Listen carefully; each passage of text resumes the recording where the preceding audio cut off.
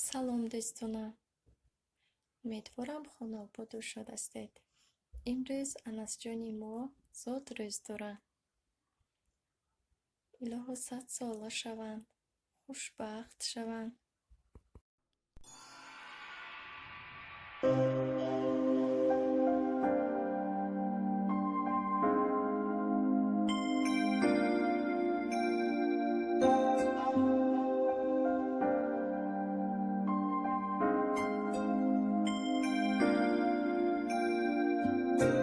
درگاهی الهی چو هدیه رسیدی بر روزگار مادر خوشبختی آفریدی ز درگاهی الهی چو هدیه رسیدی بر روزگار مادر خوشبختی آفریدی خوابت پر از فسانت ای نور چشم مادر ای بهترین نشانت تو جان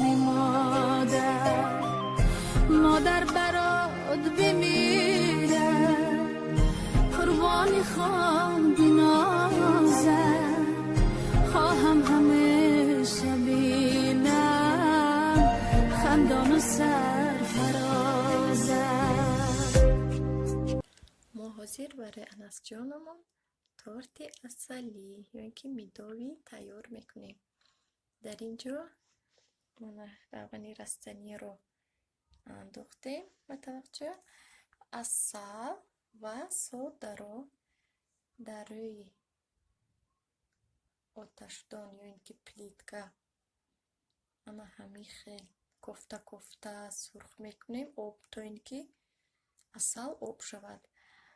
در اینجا باشد تخم رو با شکر من با بلندر میزنیم و کم ترکک محصولاتی اصلیمون که خنک‌تر شد برایش میاندازیم همین خیلی تخم و شکر رو و بلندر میزنیم.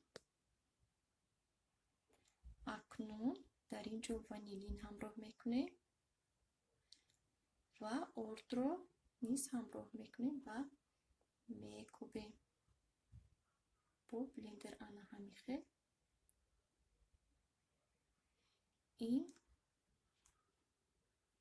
انا چخلی دیده ایستادید خمیری سخت نمیشوریم. انا راستی دومی تورت رو گرفته نتوانستیم. اکنون ما میگذاریم با تیار کردن خورش یا اینکه سالاد.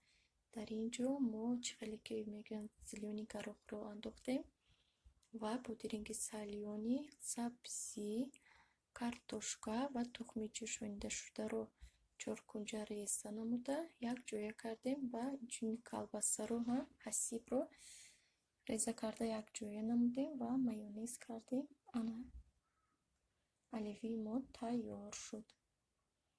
اکنون در اینجا باباجانی انسجان و انسجان فیرمینی خوراکشان رو تیار کرده ایستادن. چه خیلی که میگن دملama یا اینکه بوغلama.